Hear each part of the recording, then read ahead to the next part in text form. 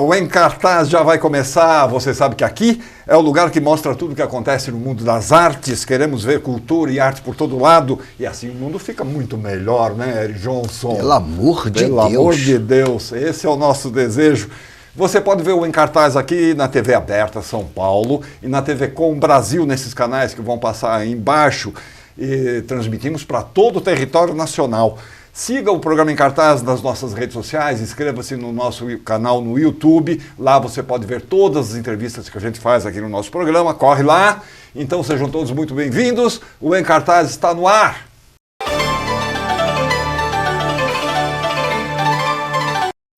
Johnson! Vou levantar, vamos levantar. Você não levanta não, porque você sentado é do meu tamanho. Preso aqui. Que maravilha, eu pisei hein? no fio, não posso... Não, mas pode, é ao vivo, vale tudo nessa vida, né, gente? Tudo bem? Tudo bom, cara? Prazer. Uhum. Eu descobri umas coisas curiosas a seu respeito. Que delícia. Fez bem.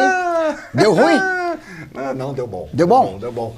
Você dançava no programa do Carlos Imperial, isso é verdade? Na verdade foi uma única... Foi era um concurso. Um concurso de dança? Um concurso de dança, de discoteca. Eu entrei... Me inscreveram, na verdade, meus amigos me inscreveram. Porque você era bom de dança? Não, mas eu enganava direitinho. Aí falaram, o Eric é cara de pau, coloca ele no concurso. Eu fui representante da Tijuca, um bairro do Rio de Janeiro. Bairro do Rio de Janeiro. Você sabe que eu fiquei em segundo lugar? Caramba, bicho. Errando aqui, errando ali, dando uma pirueta, fazendo uma cara, segundo lugar. Quer dizer, os concorrentes deviam ser muito ruins mesmo. Péssimos. Mas você sabe que naquela época, de verdade, ninguém era muito preparado. Né? Ninguém era muito preparado, era mais... Estamos falando o quê? Dos 80? Nós estamos falando de 77, 76, 1976, 77. Então ninguém era muito preparado e, na verdade, eu não tinha pretensão nenhuma de saber dançar, de querer dançar. Eu gostava de dançar. Porque eu acho que o brasileiro é isso. O brasileiro sabe sambar sem saber, né? E dança sem saber dançar. Se atira. Ah, você canta? Não, mas eu topo. Dá o microfone, vai e canta. Eu acho que é o grande barato. E eu tinha essa cara de pau. E fui pro programa do Carlos Imperial, que era um programa... Que era outro cara de pau. Outro cara de pau. Tremendo cara de pau. O mega cara de pau, sucesso absoluto. Mas um cara que fez muita coisa, né, bicho? Produziu, se a gente falar de Carlos Imperial, a gente tem que falar que foi o cara... Literalmente, o cara que deu a grande oportunidade do nosso rei Roberto Carlos cantar. Exatamente. O programa de calouros. Dentre outras muitas coisas. Exatamente. Né? Ele não era nem bom comunicador. Não era muito bom comunicador. Mas era um produtor de primeira. E espontâneo. Ele entendia de televisão, ele sabia o que funcionava, sabia o que o público queria ver. E ele falava, quer ver isso? Toma. E você é da Tijuca? Na verdade, eu nasci em São Cristóvão, né, um subúrbio do Rio de Janeiro. Mas eu fui para Tijuca com 11 anos de idade, então eu sou São Cristóvão e Tijuca. Mesmo morando na Tijuca, eu frequentava São Cristóvão, porque eu jogava no Vasco da Gama, que fica em São Januário, que é em São Cristóvão, até os 17 anos. Aí depois eu parei com futebol e fiquei só na Tijuca. Tijuca naquela época também surgiu um monte de gente, né? Nossa, Tijuca, todo mundo surgiu. Se a gente falar da Tijuca, tem Tim Maia, tem Erasmo, tem Roberto Carlos, né? Tem... Nossa Senhora, tem... Uma renca de gente ali da Jovem Guarda. Ivan Lins. Tem uma galera. A Tijuca tem o Salgueiro, né, bicho? Olha lá, Fernanda. Põe a Salgueiro, ela arrepia. Não é melhor nem pior, apenas uma escola diferente. Desculpa. E aí, você foi barman do Dancing Days, é isso? Na novela Dancing Days eu era figurante mesmo. Era figurante. Não era nem barman, era eu. Eu era figurante solto. Sem absolutamente... Nem agência eu tinha. Aquele que aparecia ali pelos cantos. Mas eu aparecia bem por causa da pinta, né? Aí chama atenção. Onde eu vou, eu levo. Você fez de propósito essa pinta, né? Será? Eu pedi a Deus na barriga da minha mãe, eu falei, Deus, me marca. Marca para eu não me perder. Então ali eu era figurante, mas foi exatamente na novela Dancing Days que eu me apaixonei pela televisão, que eu tive a curiosidade. Foi sua primeira experiência na televisão? Foi a primeira experiência e ver atores interpretando e diretores dirigindo, cameraman focando, desfocando. Eu fui me interessando por esse meio, por esse veículo. E aí no teatro eu fui assistir o Paulo Autran, em Pato com Laranja. Ali eu falei, cara, eu preciso ser ator. E aí em 87, eu estreiei, o Wolf Maia me lançou na novela Hipertensão. E aí eu fui fazer um curso de vídeo para entender um pouquinho de câmera, saber um pouquinho de luz e essas coisas assim. Eu tinha curiosidade e vontade de entender isso, sabe? Mas enquanto isso não acontecia, você fazia o quê? Você trabalhava em alguma coisa? Você tinha algum... Até os 17 anos eu tinha ajuda de custo do Vasco, né? Tá. Eu tinha uma possibilidade muito grande de me tornar profissional de futebol, porque eu era ponta esquerda e jogava legal. Mas eu também sou de uma família, meu pai militar, muito severo, minha mãe... dona de casa, a gente tinha uma estrutura bacana lá em São Cristóvão na Tijuca. Dava para segurar. Ah, tranquilamente. Não tinha luxo nenhum. Por exemplo, a bicicleta do meu irmão mais velho, do Érico, no ano seguinte, ela era pintada e ia pro Eco Erickson, né? E eu já sabia que no próximo ano, essa mesma bicicleta seria minha. Cuida bem dela, hein? Com outra cor. Então é tipo isso. Esse ano é tua, cuida dela que eu tô ligado que ano que vem é minha. E aí você partiu para televisão, então, na novela do Wolf Maia. Em 1980, eu estreiei profissionalmente no teatro. Então, o que eu via na possibilidade de me tornar ator profissional? Fazendo teste para uma peça adulta chamada O Marginal. O Marginal. O Marginal. Quem me levou para fazer esse teste foi o Vaninho, que era conhecida do Fábio Máximo. Pequenininha. Isso, conhecida do Fábio Máximo, que também estava fazendo essa peça. E o Fábio era amigo meu de praia. Aí eu falei, o Fábio falou, pô, vai ter uma peça que eu vou fazer, O Marginal, e ainda tá fechando o elenco. Vai lá fazer um teste. Aí o Vaninho, ele falou com a Ilva, ele falou, eu levo ele para fazer o teste. E ela fazia a peça. Aí me levou para fazer o teste, para fazer filho dela, e eu passei. Então, em 1980, eu estreiei profissionalmente. Agora eu estava vendo na Wikipedia. Agora você tem trabalho pra caramba na televisão, cara. Muita coisa, uma relação assim que... Tem deu certo. Tem que eu nem lembro. Né? Deu super certo, né, cara? Engatou aí uma série de coisas. Eu acho que a televisão, principalmente alguns anos atrás, não estou sendo saudosista, mas alguns anos atrás a televisão, ela te levava para um caminho que era bem parecido com o teatro. Era preciso entender bem de televisão, saber fazer televisão, saber interpretar os personagens, entender que a conduta do telespectador dependia muito do autor, do ator, do diretor. Essa coisa grupa, essa coisa coletiva, eu aprendi muito com a televisão. E me levou para a vida isso. Eu levo isso para a vida. Antigamente, as novelas tinham mais dramaturgia. Elas tinham um compromisso com mais personagens. Hoje está um pouco muito naturalista demais. Hoje todo mundo está fazendo uma novela como se estivesse batendo esse papo aqui. Que é legal? É legal.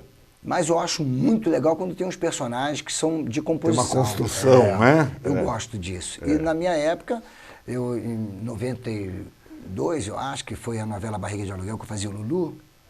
Na verdade, só tinha eu fazendo o Lulu. Né? Você olhava as outras novelas, não tinha tanto Lulu. Hoje tem Lulu para tudo quanto é canto. Então, o gótico era o gótico, o Zé da Feira. Eu acho que, assim, alguns personagens que eu tive a felicidade de interpretar, dificilmente se encontra hoje nas novelas. Estão muito naturalistas, eu acho. Não é uma crítica, é só uma observação. Agora, o teatro continua propiciando isso, né? No teatro você constrói, né? Você tem mais tempo, você tem, né? Há muitos anos que eu venho dizendo que é no palco que eu me sinto mais próximo de Deus, independentemente da religião. O palco, para mim, é tudo. É tudo. Para mim, é o meu prazer, é a minha diversão, é o meu lazer, a minha seriedade, é o meu comprometimento.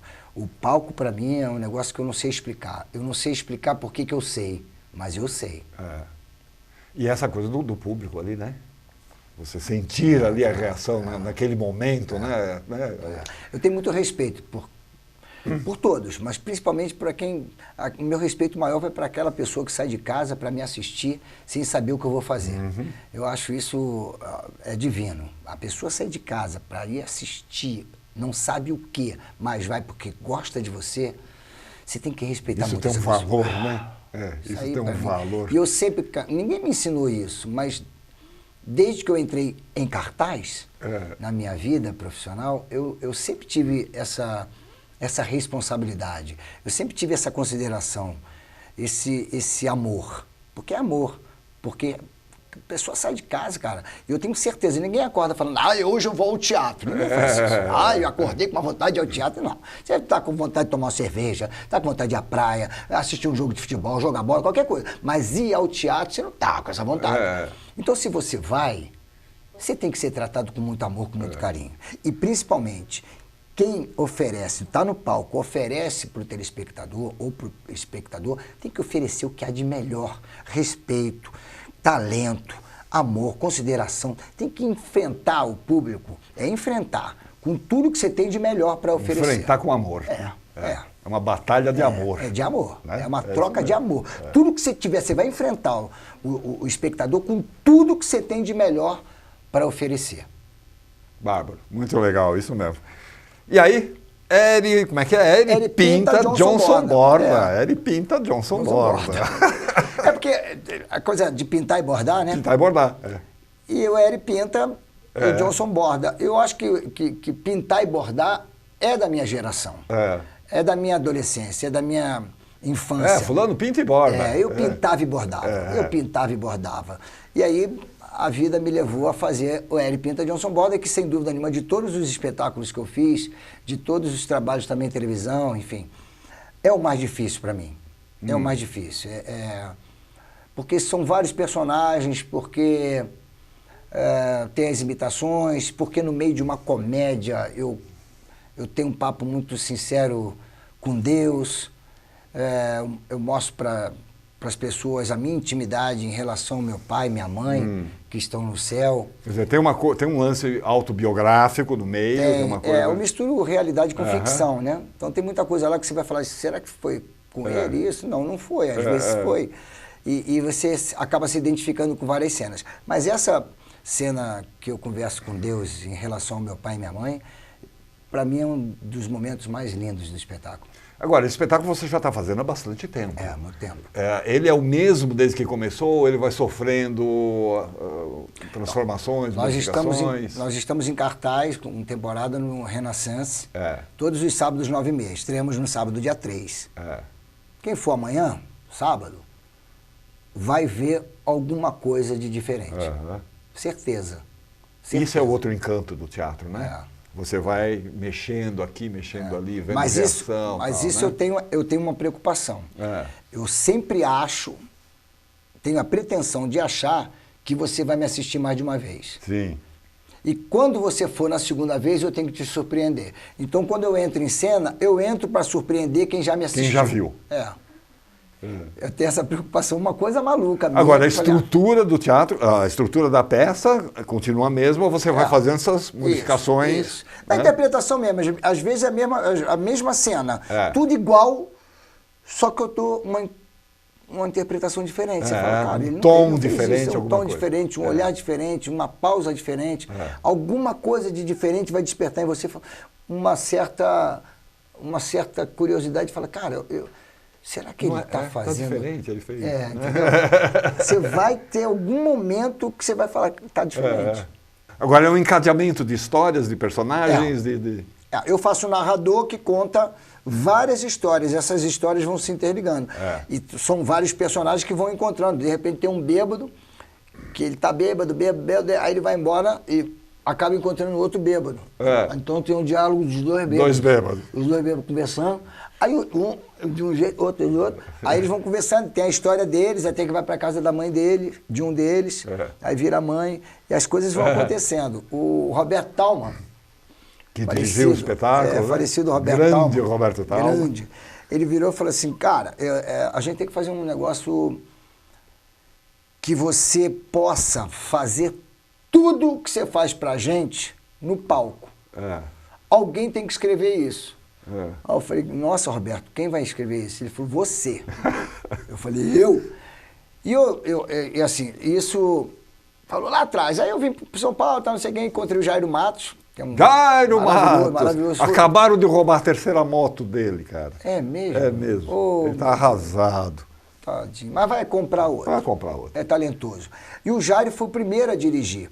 Só a direção do Jairo foi maravilhosa. Só que quando o Roberto Thalmann me dirigiu lá no circo, O Talma falou, Hélio, ó, eu vou mudar tudo. Vou mexer. Cara. Vou mudar tudo. Você tem que estar livre, você tem que ir para um lado e para o outro, não tem que ter marca para você. Marca 1 a 2. Você faz 1h20 de espetáculo e assim, você vai ficar preso 10 minutos. Eu falei, nossa, 10 minutos. O resto você tem que estar solto, cara. O público quer você solto, quer você à vontade, pira e blá, blá, blá, blá.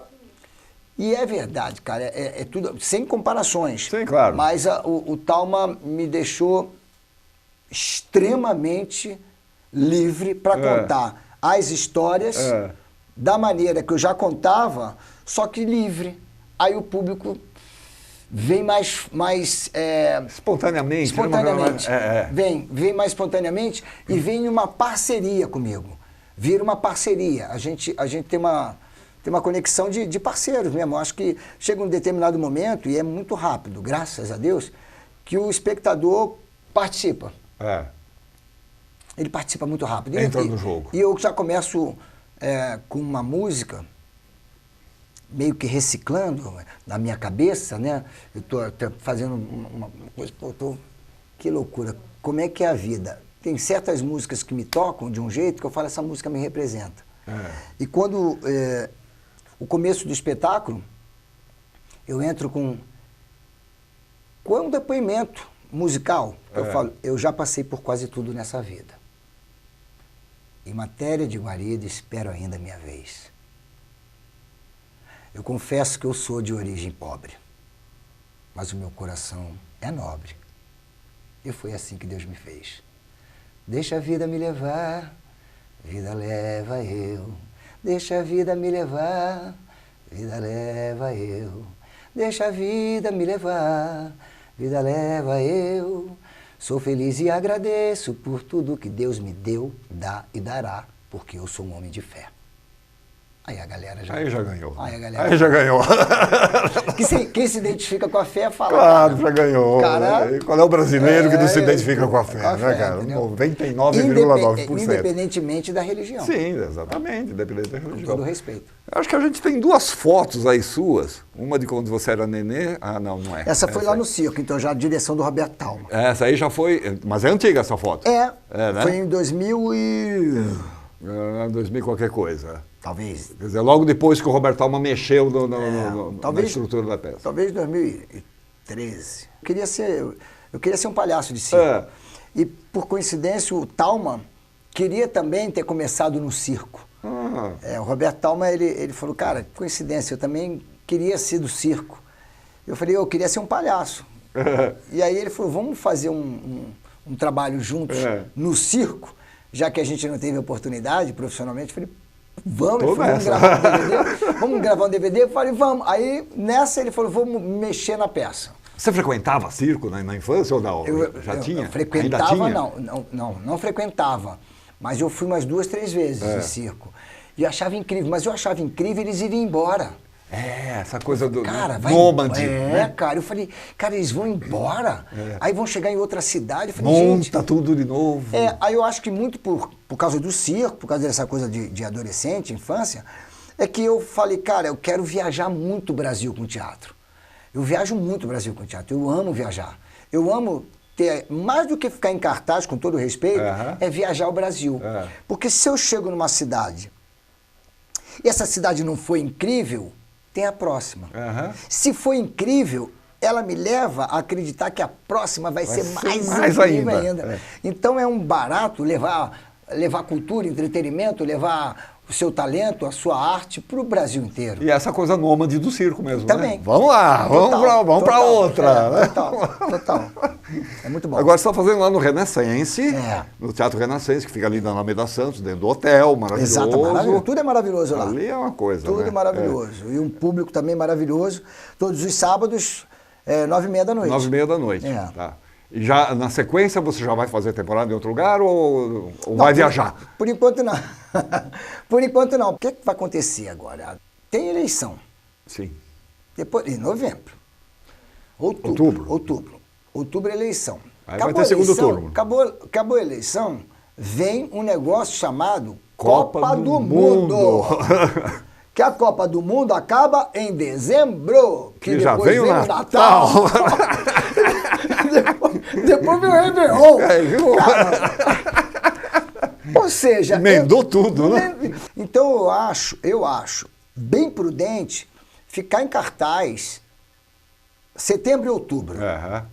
E segura novembro, segura essa ansiedade, essa necessidade, muitas porque vezes. começa a dar uma coceira, né? A pessoa quer estar no palco, né? Mas para onde você vai? Como é que você vai enfrentar a Copa do Mundo? Ah, não, mas os Jogos do Brasil, tá bom. Os Jogos do Brasil, a gente assiste qualquer jogo. É de graça, é em casa. A Copa do Mundo, né? Arrebata mesmo, não tem... Entendeu? E essa Copa do Mundo é diferente, porque essa Copa do Mundo, todos os jogadores vão estar no auge. Não tem aquela, tava de férias, tá pegando... Não, todo mundo no auge.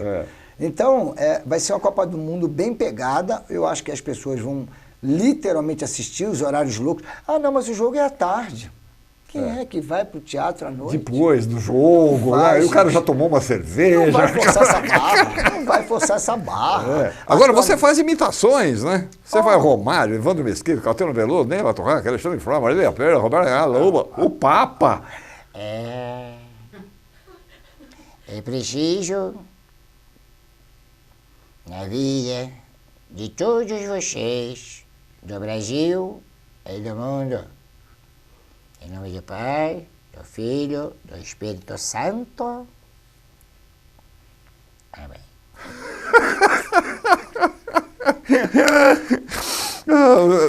E a Marília Pera? Você faz a Marília Pera? Porque, na verdade, era um palhaço me imitando na frente de todo mundo. Bobão. Na verdade, a Marília, eu assisti direção do Roberto Thalmann, um especial. Elas cantam Roberto e eu vou andando pela estrada sem querer parar, nada. E eu fiquei olhando e falei, cara, eu vou imitar a Marília. Vai fazer o mundo nem querer voltar. Aí o Thalmann gravou, mandou pra ela falou, palhaço. Aí cruzei com ela lá no Projac, ela falou, eu já tô sabendo de tudo, canta na minha frente. Eu falei, nada. Ela falou, meu Deus. Grande Marília Pera, essa era do circo. Essa era do circo, né? Que história, essa né? Essa é uma carreira, hein? Não, o olhar, né, cara? Eu amo quem conhece o que faz. Eu sou fã de talento. Obrigação nossa estarmos em cena e arrebentou. Mas eu acho que a obrigação maior é você entender o seu ofício. Você entender de verdade, entender que essa câmera está aqui, daqui a pouco o Edu vai cortar para você. Cortou para você. Corta, Edu. Cortou? 1, 2, 3, eu tô esperando, Edu, corta. 2, tô aqui, Edu. Cortou, mas aí você cortou pra geral. Cortou pra geral. Eu tô aqui, ó. Então, isso eu aprendi na televisão. Eu tô aqui, mas eu tô vendo que você cortou pra geral. Edu, vai. Aí, não, voltou pra mim. Corta pra mim. Só... Aí, Edu. Então, eu aprendi na televisão que eu tô contracenando com você. Mas tem os caras... E eu tô aqui, eu tô contracenando com você e eu sei, através das novelas, eu sei quando o Edu vai me colocar no ar sozinho, que agora tá nós dois, entendeu? Quer dizer, você tá olhando pra mim, aqui, mas o... Nós dois, só pode ver, nós dois, agora nós dois. Quer ver? Olho vai, no Edu, gato e outro no peixe. Fica à vontade aí, Edu, porque agora eu tô sozinho. Porque isso olho no gato e outro no peixe. Então, acho que a gente precisa, nós todos, profissionais dessa comunicação, dessa coisa louca, teatro, enfim, a gente precisa entender, até para poder ajudar o Edu. Para poder usar, inclusive. E para poder ajudar o Edu, para poder ajudar o cameraman. O cameraman fica louco. Se eu levanto, o cara fala, pô... O cara fica, entendeu? Caramba, então, a gente tem que entender que é tudo uma sensibilidade, todo mundo trabalha junto. É, isso mesmo. Eri Johnson, Eri Pinta Johnson Borda, sábados 21h30, Teatro Renascense, Alameda Santos 2233, dentro do Hotel Renascense. Maravilha. Cara, muito sucesso para você. Amém, pra boa nós todos. sorte, que Deus te ilumine sempre. Amém, nós todos. Tá, muito nós obrigado. todos, se Deus quiser. Legal, muito obrigado pela tua presença aqui. Obrigado, eu. Maravilha. Tá aberto, tá no plano geral. Tá no plano geral.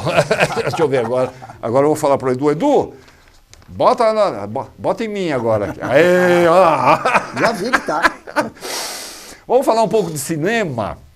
No filme A Hora do Desespero, Naomi Watts interpreta uma mulher que ficou viúva recentemente. Ela tem um filho adolescente, aborrecente, numa pequena cidade do interior dos Estados Unidos. Um dia, ela está fazendo a sua corrida matinal, quando percebe que a cidadezinha onde ela mora está um caos, porque aconteceu um tiroteio na escola em que o filho dela estuda. Tenta ligar para o garoto, tenta ligar para outras pessoas para obter alguma informação, mas no meio do mato ela está sem sinal. Alguns policiais que ela encontra pelo caminho lhe dão notícias desconexas e aí surge uma dúvida. Será que o atirador é o filho dela? A Hora do Desespero se chama o filme. Vamos ver o trailer.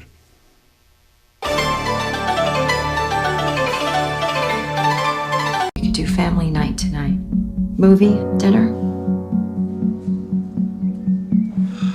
Okay.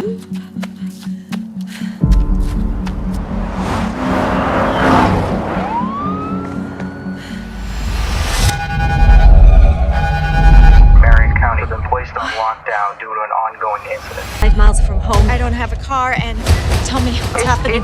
There are 5 people barricaded. Your son is one of them, and so is the suspect. Our negotiator's in contact with He doesn't have your negotiator's son, does he? He has mine and an AR-15. Do something about it! Noah, Mom, where are you? Help. He's here. Who's here? I'm scared. Noah, don't... Pull up the internal drives. He has my boy. I need his phone number. I'm coming to get you, honey.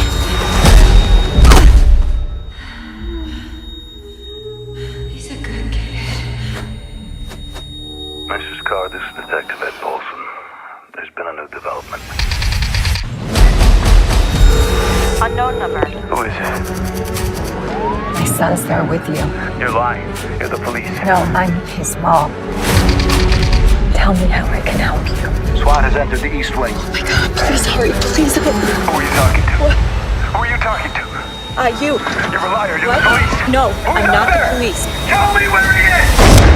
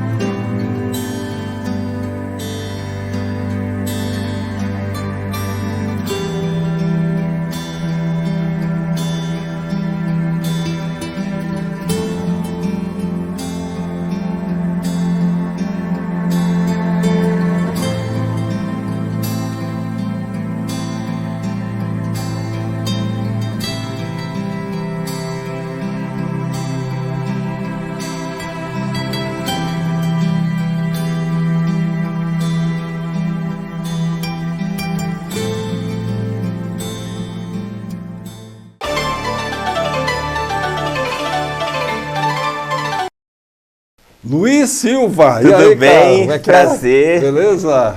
Muito bom estar aqui com você. Diretamente do Rio de Janeiro? Diretamente do Rio de Janeiro, embora sou aqui do estado de São Paulo, né? Mas já moro no Rio de Janeiro há algum tempo. Ah, você nasceu aqui em São Paulo? Nasci aqui em Ribeirão Preto, que é interior de São Paulo. E você começou com dança aqui ou lá? No Eu Rio? comecei com dança lá, né? Lá no Rio? É, eu vim de Ribeirão Preto, claro, né? Fazendo dança ali daquela forma amadora, uma aula ali, né? Mas de fato, profissional, comecei no Rio de Janeiro. Né, que aí eu fui fazer a faculdade de dança lá, eu sou bacharel em dança hoje pela Universidade Federal do Rio de Janeiro. E aí depois que eu entrei na faculdade, aí começa a vir os trabalhos, Sim, outras começa, companhias, né? Começa a vir bastante coisa. É. E aí você está nesse grupo Coletivando, Isso, Coletivando Cia de Dança. Cia de Dança, que nasceu em 2019. Nasceu em 2019. Ela nasce, inclusive, com a minha conclusão da graduação em dança lá na UFRJ. Né? A gente já tinha algumas pessoas que se interessavam em produzir, em criar espetáculos, né? E aí como lá a gente tem que fazer um espetáculo de final, né, do curso. Conclusão, Então a gente aproveitou esse momento, se uniu, fez e depois disso começou a rodar com o espetáculo. E aí desde então a gente segue com a companhia. Mas todo mundo que está hoje realmente são pessoas ligadas pelo curso da graduação em dança. Que é a forma ideal, né, de começar, né, entrar na vida profissional, juntar as pessoas, exatamente. Né, formar um grupo. Isso é o lugar que tem muito estudante querendo entrar nesse lugar profissional, né? Então eles vêm com muita garra, então a gente sempre fica ali vendo quem que está interessado, quem quer fazer parte, porque é isso, né? É uma galera que quer muito estar nesse lugar.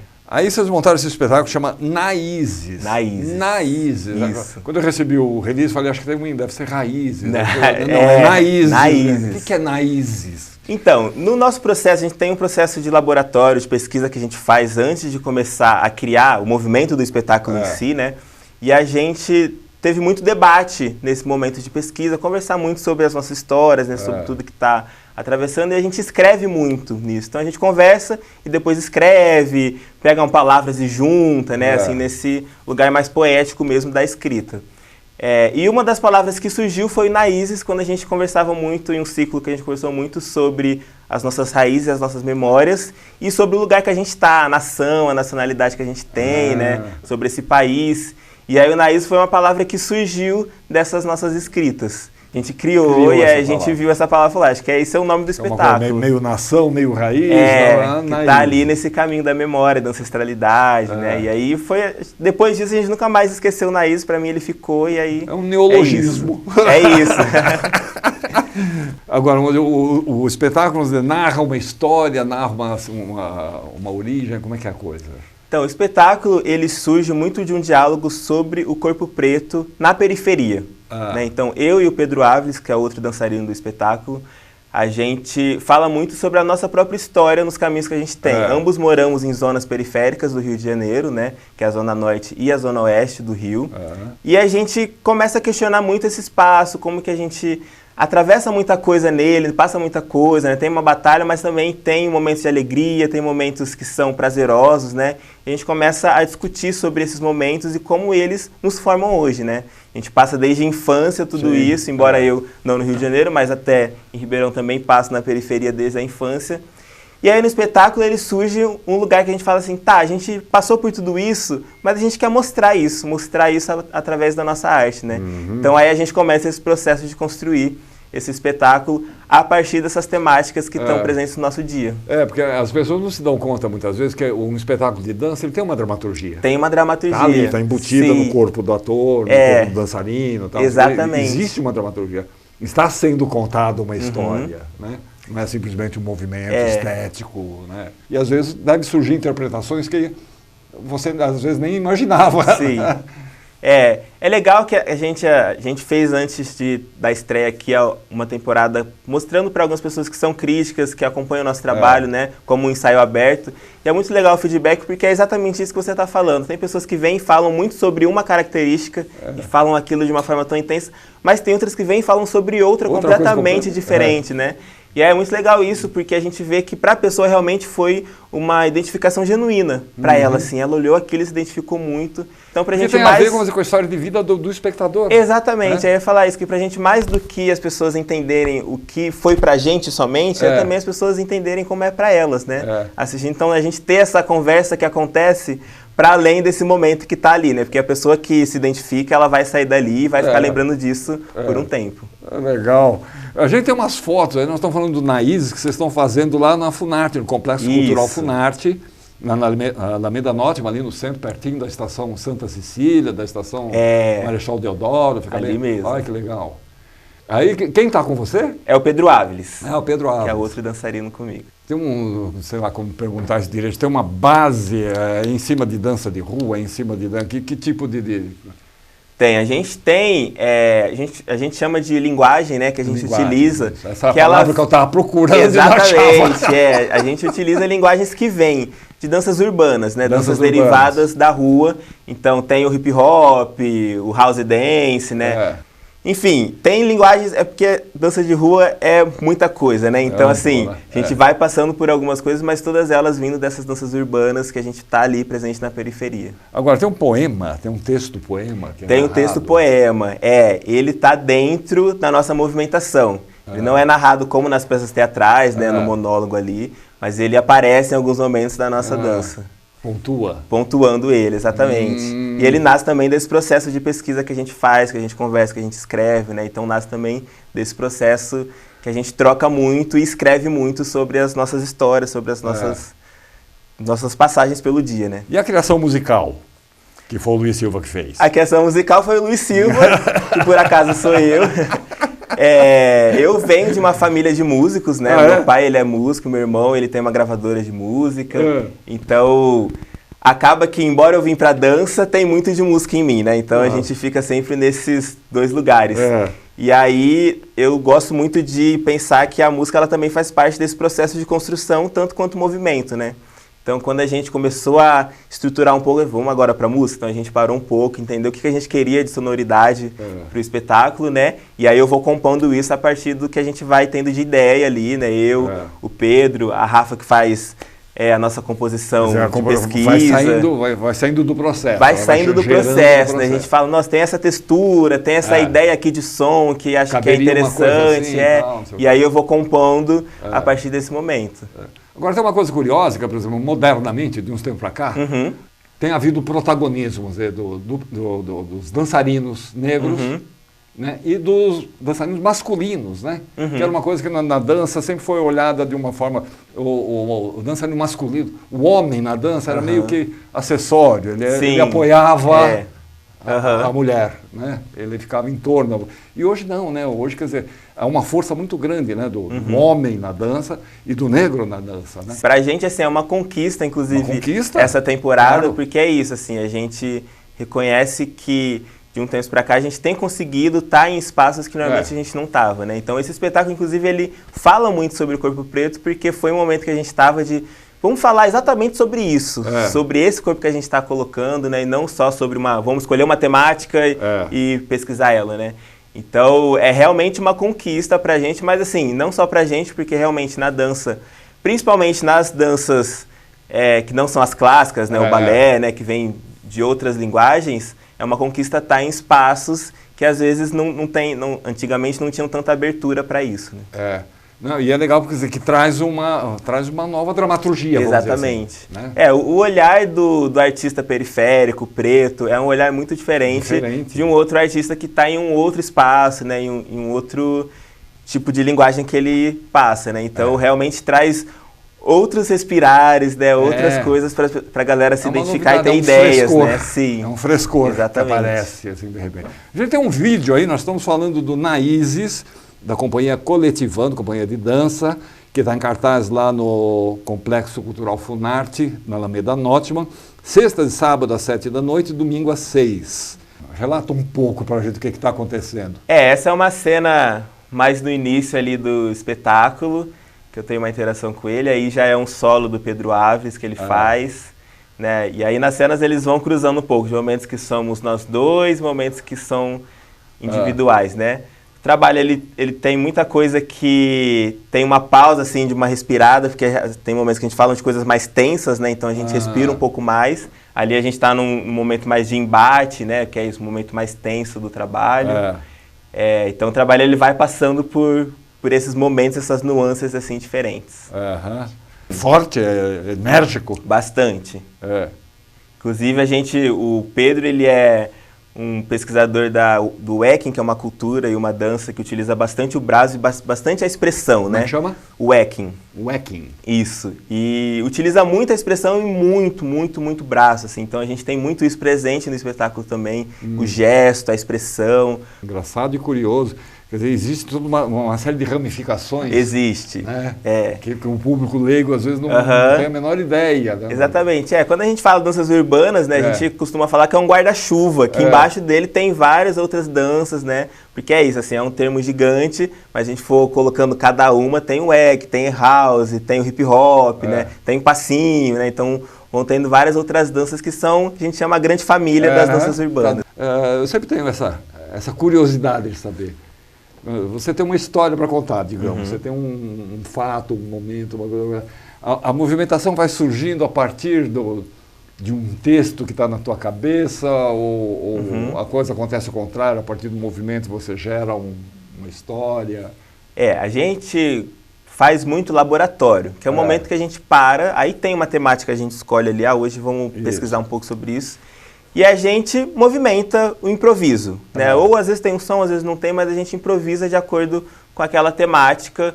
Eu articulo muito esses laboratórios pesquisando essa linguagem corporal. Então, a partir do que nasce no laboratório, assim, né, que aparece, ali, aí a gente vai puxando, não, isso aqui vamos pesquisar um pouquinho mais, e aí nasce um texto, nasce uma outra coisa. Então, a partir dali, a gente vai começando a estruturar um pouco mais o movimento, a sequência, as coisas que a gente utiliza. Porque é muito curioso esse processo de criação de um espetáculo de dança, né? Porque o texto o texto conduz, na verdade, né? E o nosso espetáculo ele é muito criado a partir da troca, né? Da troca com o outro. Não só eu com o Pedro, mas também eu, o Pedro e outras pessoas que passam pelo nosso dia a dia, né? Então essa é uma parte muito importante pra gente.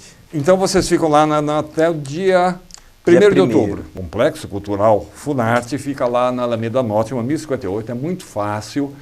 Estação Santa Cecília ou Estação Marechal Deodoro, as duas estão bem pertinho, um quarteirão de distância.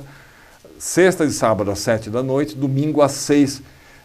Tem ingresso? Como é que é a coisa? Tem reserva? Tem ingresso. O ingresso é 30 inteira e 15 a meia. 15 a meia. E é 1 hora antes da bilheteria abre, né? Então, também. Na hora mesmo dá para ir e comprar. É isso. Luiz, grande prazer falar com você. Muito prazer, muito bom. Sucesso. Obrigado pelo convite. Boa temporada aqui.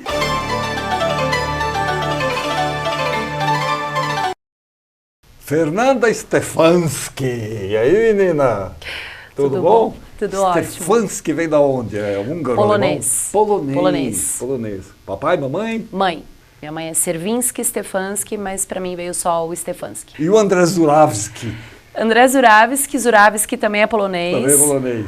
Tem pessoas próximas à minha família que são Zurawski. Aí eu conheci o André, eu falei, como assim, né? Mundo gigante, eu conheço um Zurawski, assim, por acaso. Então é isso, Stefanski Zurawski. E aí vocês estão trabalhando num texto inspirado, livremente inspirado, na distopia de... Aí eu não sei falar. Também não sei falar. E isso faz parte da peça que eu vou falar agora, que a gente fica falando, vamos nos desprender desse comprometimento de falar a pronúncia como se fosse no russo, né? O sobrenome é legal, Zamyatin. Zamyatin. Estamos no Brasil, então a gente fala Yevgeny Zamyatin. Yevgeny Zamyatin. Zamyatin. Como é que vocês chegaram no Zamyatin? Quem é o Zamyatin? O Zamyatin é um autor russo. Quem me apresentou foi o André Zurawski. É um livro que ele já tinha tido contato tempos atrás e que ele sempre quis desenvolver algum trabalho artístico em torno disso. Eu li e tinha muito a ver com uma pesquisa que eu estava fazendo sobre o erotismo, sobre a possibilidade da gente se construir a partir da desconstrução no contato com o outro, né?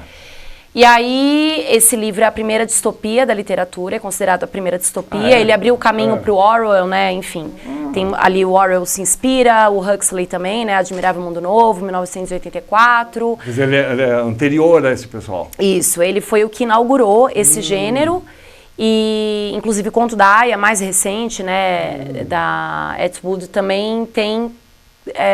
você consegue perceber coisas, assim, elementos que você liga a essa obra, né, do Zamyatin. E aí a gente falou, vamos fazer alguma coisa em relação a isso. Bem no momento em que a pandemia eclodiu. Estourou. E daí parecia que tinha muito a ver, assim, o tempo em que a gente estava se debruçando nessa obra estava muito em confluência com o contexto que a gente estava vivendo, de reclusão, né, assim, não poder encontrar outras pessoas, não poder tocar outras pessoas.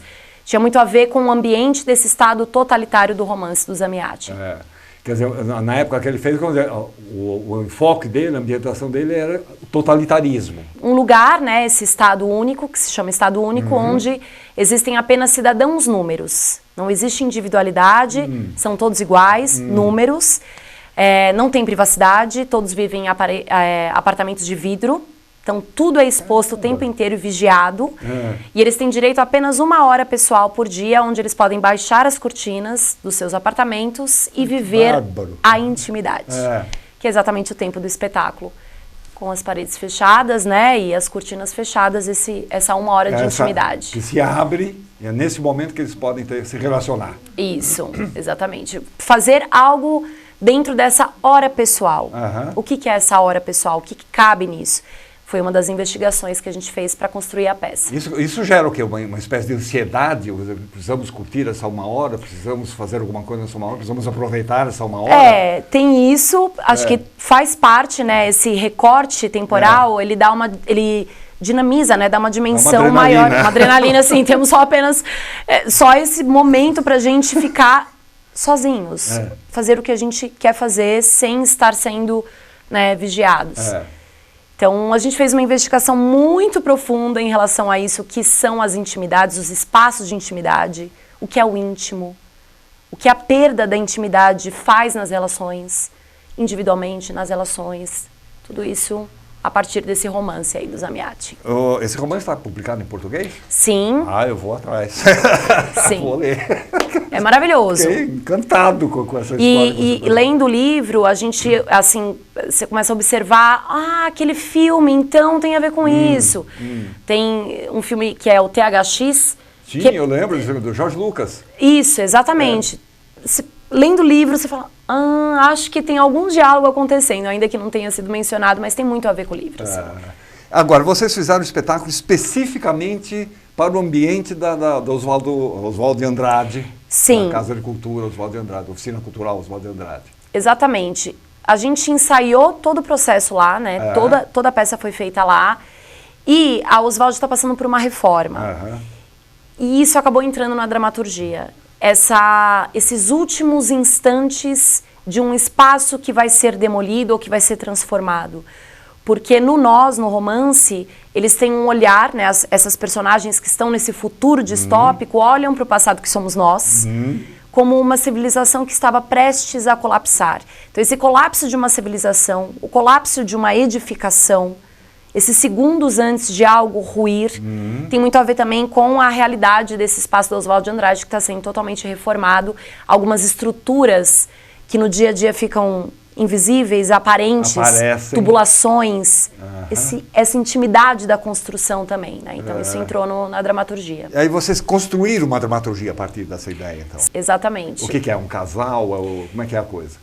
Bom, hoje eu olho que a gente fez uma aventura muito audaciosa, né? Como um casal, né? Então eu e o André temos uma relação íntima na vida, somos casados, tivemos um filho, um convívio extremado de intimidade, né? Principalmente durante a pandemia, durante todo esse período, né, do puerpério, que estreita demais, né, essa intimidade de tudo que você faz.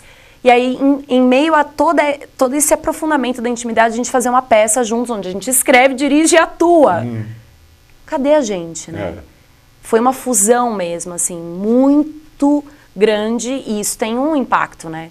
Então teve os momentos de assombro, de ódio, de vamos acabar com tudo, vamos nos separar, vamos entregar o projeto, não aguento mais, não, isso está sendo a nossa salvação, isso está sendo a nossa salvação. Então a gente fez tudo, é um dueto, na vida e na arte, né? Com todas as delícias e desafios que fazem parte.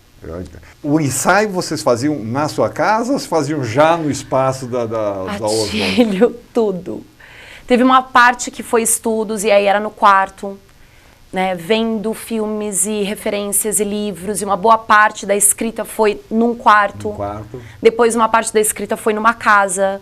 Depois online, com outras pessoas também, através de estudos compartilhados, né, que a gente fez em 2021.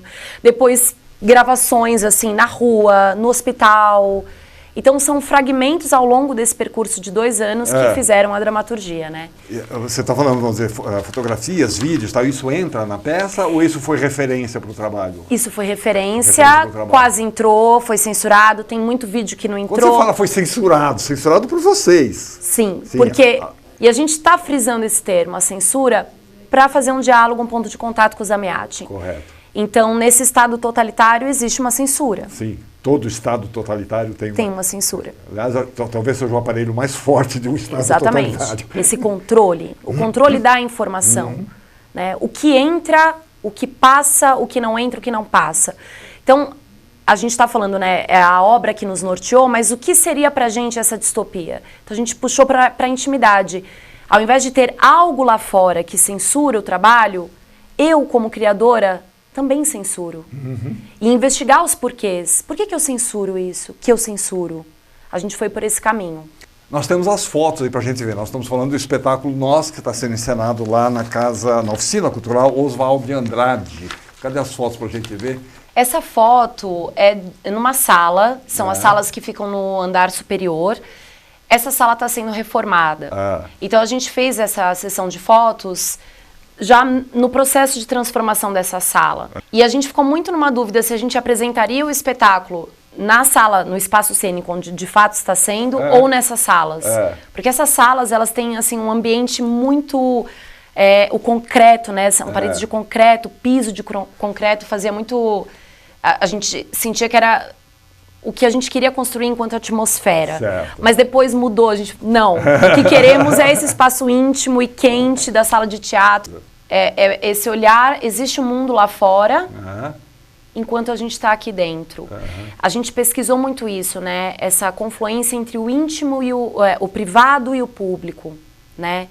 Como essas duas frequências, elas acontecem. Então, existem os conflitos em miniatura, na intimidade, ali, né? E esses conflitos macro, né? Enquanto a gente está aqui no nosso apartamento, trancados, com algo muito pequeno mesmo, miniatura de um sofrimento, muitas vezes individual, com uma catástrofe lá fora. Mas essas duas coisas existem. Se conectam de alguma forma. Se conectam de alguma forma, Olha, que legal. Você usa sempre esse macacão? Não vou revelar mais coisas para não... Mas uma das coisas é o macacão, sim. Porque tem a ver com o contexto do livro, né? No futuro distópico do Zamiatin, esses cidadãos números, eles usam uniformes. É uma forma única, né? Não tem dissonância, não tem espaço para divergência, para conflito. Quanto mais igualitário... Porque se tiver dissonância, vai ter conflito. E isso é uma coisa que a gente também investiga, assim, a nossa recusa em relação ao conflito, né? Então, para não ter conflito, tem que ser tudo igual. Tudo igual. Essa foto dá um destaque para um elemento muito importante da dramaturgia, que é o que no futuro vai ser erradicado, né? Que são esses resquícios da nossa animalidade, os pelos. Tanto no livro do Zamiatin tem uma passagem que ele fica constrangido, o personagem tem constrangimento em relação aos pelos, porque ele... isso é um resquício da minha ancestralidade, eu já não deveria mais ter. Não deveria mais ter. Agora, entra também uma discussão, por exemplo, de etnias, religião, alguma coisa entra no contexto do... Tudo isso fez parte da pesquisa, mas o nosso enfoque ficou na relação A2. Para além de recortes mais específicos, isso. A relação A2, a dificuldade do 2. Colocou mais uma pessoa, já dá uma facilitada. Mas é muito íntimo, né? O espaço entre dois pontos. Acho que talvez, não sei, eu estou me perguntando, né? A gente ainda está se perguntando. Talvez seja mais difícil do que a solitude. Acho que um ou muitos mais. Agora, 2, né? Você se vê sozinha com uma pessoa. E daí a gente começa a preencher esse vazio, que é um assombro mesmo. Você parar e falar, estou diante de uma outra pessoa. E há um choque de expectativas também, Sim. Né? O que você espera da pessoa e o que ela realmente te proporciona e vice-versa. Exatamente. Né? Tem esse jogo que muitas vezes gera conflitos, né? Gera dissabores, né? E alegrias também. Sim, mas tem desafio. É uma convocação a você se despir, criar essa intimidade a 2, né? Despir-se de não somente roupas, né, propriamente, mas precisa despir parar de agir conforme eu vou fazer o que eu sei que eu tenho que fazer para você me amar. Como que é se despir disso, né?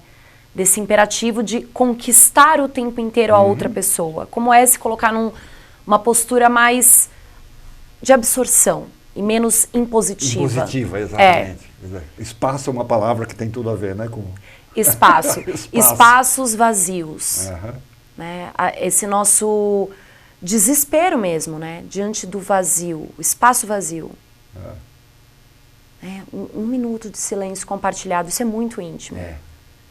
Você conseguir ficar em silêncio com uma pessoa, sabe? Caminhar numa rua, fazer uma viagem, 3 horas de viagem, silêncio, sem precisar preencher, né? Então, até a gente criar uma intimidade, a gente vai gastando palavra, gastando. Isso é cansativo, até que uma hora o vazio... Exaure as tuas energias. E aí pode acontecer esse vazio. A gente friccionou o Zamiatin com Clarice Lispector, isso é bem importante pontuar, que é também, né, a Paixão Segundo GH, que é uma paixão da minha vida, que nada mais é do que essa personagem que rompe, né, com a comunicação, ela tira o telefone do gancho e ela passa algumas horas numa jornada de transformação, de uma metamorfose mesmo, no apartamento dela. Por quê? Ela está angustiada e ela decide arrumar para aliviar a angústia. Vou arrumar a casa.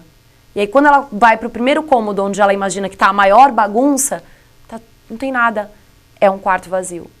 E esse vazio é o que dilacera a personagem. Ela fala, o que eu vou fazer diante desse nada? E aí ela começa essa jornada de transformação. Esse mergulho. Isso. O espetáculo chama Nós, com a Fernanda Stefanski, com o André Zurawski, né? Bando de polonês. Pronúncia ótima. Minha mãe que fala polonês ia falar, tá certíssimo. Na Oficina Cultural Oswald de Andrade, Rua 3 Rios 363. Que dias que é? Quartas, quintas, sextas e sábados. Isso. Quartas, quintas e sextas, às 8 da noite. Sábados e feriados, 6 da tarde. Isso. Legal. A entrada como é que é? É gratuita. É gratuita. Para retirar ingresso tem que chegar 1 hora antes. Tá. Maravilha. Fernanda, tudo de bom, cara? Obrigada. Boa sorte, pelo dá espaço. um beijo para André. Sim. Tá bom? E sucesso Mandarei. lá na temporada. Obrigada. Obrigadão. Deixa eu ver o que tem aqui. Tem aqui. Olha só, Fernanda. Não Aguenta as acabou. pontas aí, aguenta as pontas que não acabou ainda. Aguenta! Fernanda, olha só, Fernanda. Guns N' Roses no Allianz Parque. Olha, sábado, Fernanda Axl Rose na veia. Guns N' Roses fez parte do nosso processo. É mesmo? Fez indiretamente, Indiretamente. porque numa das etapas de investigação a gente se debruçou sobre as memórias da adolescência. Porque a gente está falando também de intimidade, não dá para falar de intimidade sem falar de constrangimento. Constrangimento, vergonha, daí a adolescência é o reinado da vergonha. Então a gente foi assim, vamos puxar as nossas caixinhas aí todas de memórias e Guns N' Roses. Estava lá. Claro que estava lá. O Guns N' Roses já tem 37 anos de estrada. É claro que no show eles vão tocar os maiores sucessos. Tá? A única apresentação aqui em São Paulo, segunda-feira, já estarão em Porto Alegre. Então vamos encerrar o programa com um clássico do Guns N' Roses. Acompanhem as nossas redes sociais, interajam com a gente lá, vejam as nossas entrevistas que estão todas postadas no nosso canal no YouTube. E até a semana que vem, Guns N' Roses da veia!